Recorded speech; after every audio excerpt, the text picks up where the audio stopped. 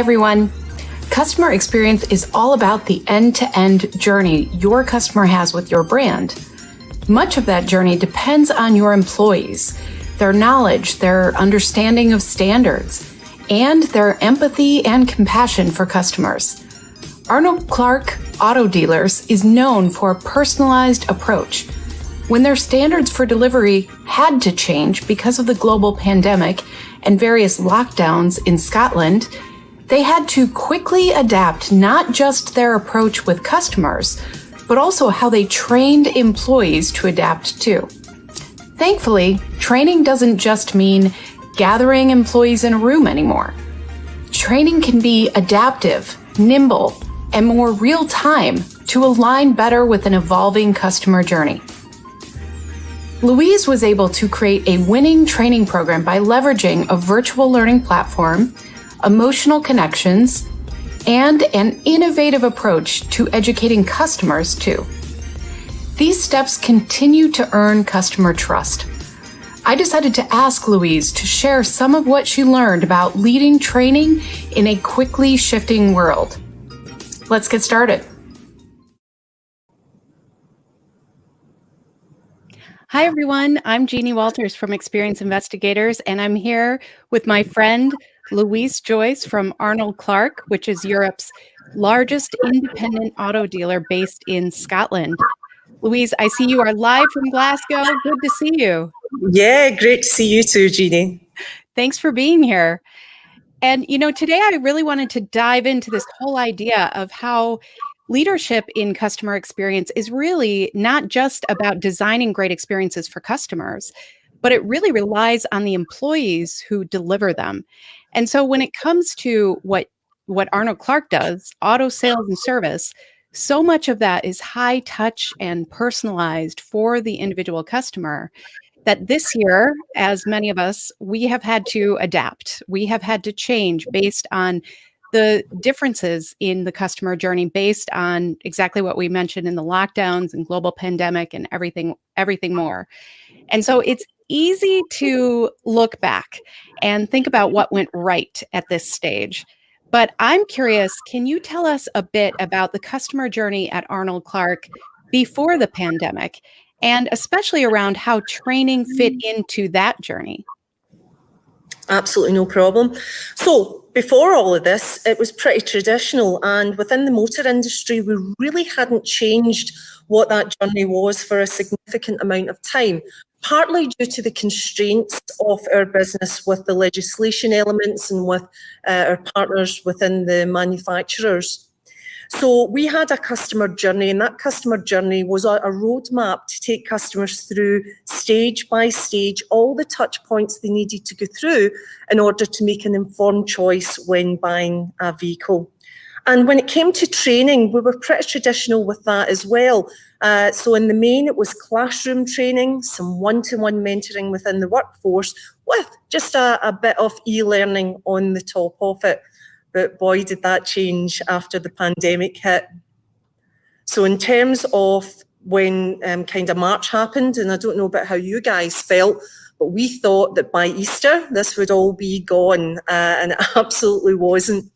The good news for Arnold Clark was we had already started to look at that customer journey, and we knew it needed to adapt. We knew the customer needed to be in the driving seat.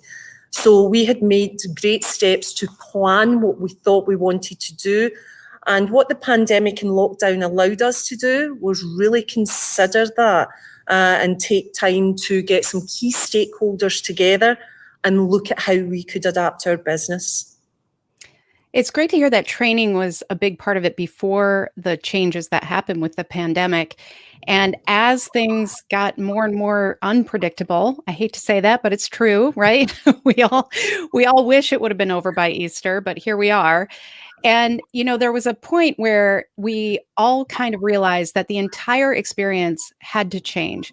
And that meant that not just educating employees, but also reaching out and educating our customers as well and helping them through this period of time. And so how did your team develop immediate ways to support employees and customers through these changes that we experienced this year? Oh, I don't know what it was like throughout the rest of the world. Within the UK, we had a lot of people on furlough during lockdown, but one of the things that they could continue to do was engage through training. So our e-learning platform really came into its own, and we use the SAP Litmos platform, which is really, really adaptive.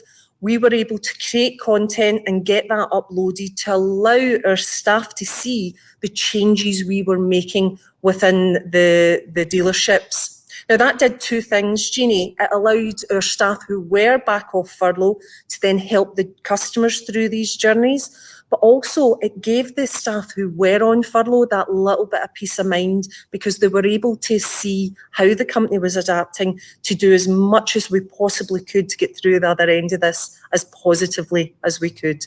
Now, it was a challenge, but I think that by taking the time to consider what went well, what we already did really well, because there's no point in completely reinventing anything. So we did some analysis on the things that customers enjoyed, but also took the time to think about what the customers perhaps didn't enjoy about purchasing a vehicle, and ultimately gave them the choice on how they wanted to adapt and interact with us at the dealership level. I love that you talked about building trust with both your employees who were on furlough, who you were able to use training as a mechanism to really reach out to them and to support them and earn the trust from them, but then also translate that into trusting customers with all of the different ways that they had these choice. They had options about their own customer journey, and that built trust with them as well. So I think that's a really great example of how connecting with both employees and customers in this way can earn trust and loyalty all along the steps of the journey. And, as you're sitting where you are, I would love for you to tell us a little bit about this next phase, because this is really about education and earning trust, where you're sitting right now. So can you tell us a little bit about the Innovation Center? Absolutely. So in terms of how we know that training's working, this is part of that, Jeannie. So Arnold Clark has invested £5 million in this site. This is called the Innovation Centre, and it's going to be open as of Saturday, thanks to the Scottish Government for opening the doors and taking it out of Tier 4 and back to Tier 3. But this is going to be a multi-level centre. It's not a selling centre. We're going to be staffing it with purely product geniuses. So individuals really know products inside out, and they're there to both learn from people coming in, because nobody has all the answers, but also to help educate both the public and our staff. So it's going to be a chance to look at electric vehicle technology, plug-in hybrid technology, self-charging hybrid technology, and that's what we have here. But we're an innovation centre, so we also have partnerships with the local university and with Scottish Power, one of our utility companies here in the UK, and various other partnerships of people who are really looking to the next journey of motor vehicles in terms of working towards our deadline. So our government recently announced it was going to be 2030. So by 2030, there were to be no petrol or diesel cars being made with and imported into the UK. That's a big ask. Mm-hmm. So we want to open up our doors to allow customers to come in and ask questions and explore and find out and try and test drive, all with no agenda other than making sure that they are well educated and make the right choices for them. So I'm absolutely delighted to be part of this, but it's further evidence of Arnold Clark's commitment to the automotive industry as a whole, because we've got cars here, and it doesn't matter if the customer then comes in and sees us and decides to go back to their local dealership. That's okay. We just want to make sure that the experience that we give is one that allows that customer to make the right choice for their next motor vehicle. I really appreciate how it's so focused on education, because I think sometimes when those big sweeping changes happen, we sometimes leave individuals kind of in the dust. It's up to them to figure this out, right? And it's great that you guys are really focusing on educating individual people about what will work best for them and what this really means for them. And I imagine that as you have developed your training programs and how you adapted to the new customer journey in the pandemic, and you mentioned up front how some of those training methods had to change pretty swiftly. How do you know if training is working? How do you know when you need to actually make changes to the training and education you're giving employees in order to deliver on that customer experience? So I think it starts with having a clear picture on what you want to educate them on. So making sure that you've thought of the journey they're going to take, the challenges they're going to have. So we're using SAP Litmos platform as a kind of top and tailor. So we'll have some content created for people to kind of dip in and engage with when it feels right to them. We also use a Teams platform to be able to do almost what we're doing just now. And we've had over 250 people on presentations to allow them to engage with us, to ask us questions, a bit like I'm sure people will be doing today, and really start to question us when we can't be next to them in a classroom. And all too often we see classroom training as the only formal training that's available, and it's absolutely not. And if we take back to March when this all started, Zoom calls were very, very rarely done within our industry. When people wanted a meeting, lots of people would travel, they would come to the one venue, and they would be sitting there listening to the message. We don't need to do that anymore. We've got all the tools that we need to allow us to do that. But in terms of has it worked, well, we do some follow-up training courses as well at different times of the day so that people can engage at a time that's right. We record those sessions so that we can then put them online for people to then go back in and just double check that they've heard things correctly. And finally, it's just around checking the CSI surveys, or customer experience surveys, to make sure that that message has passed through, that people are feeling confident, so that ultimately the customers get the best experience.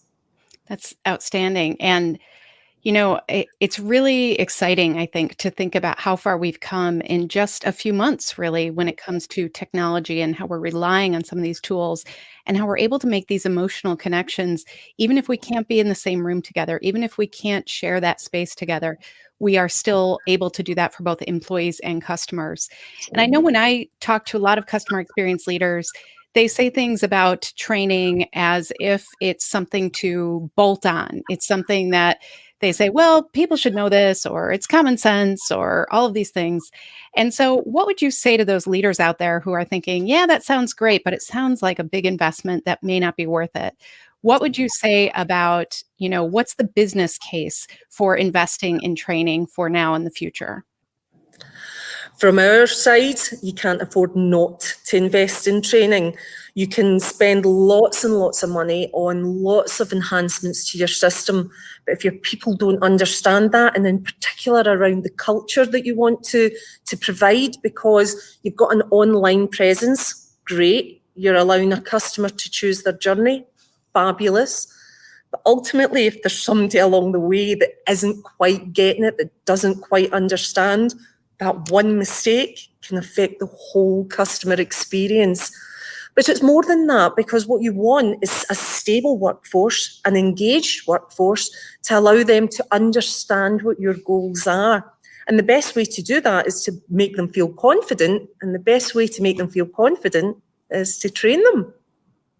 Well, I can't think of a better way to wrap this up. That was just perfect. And so thank you so much, Louise Joyce from Arnold Clark, for being here on CX Unplugged Talks. And thank you to everybody who joined us for this conversation today. Next week, I'm excited to share that we will have a special episode to wrap up this mini-series with my friends Stephanie Toom and Ursula Ringham. If you don't want to miss it, be sure to follow the hashtag CX Unplugged and join us here. Thank you very much. Thank you.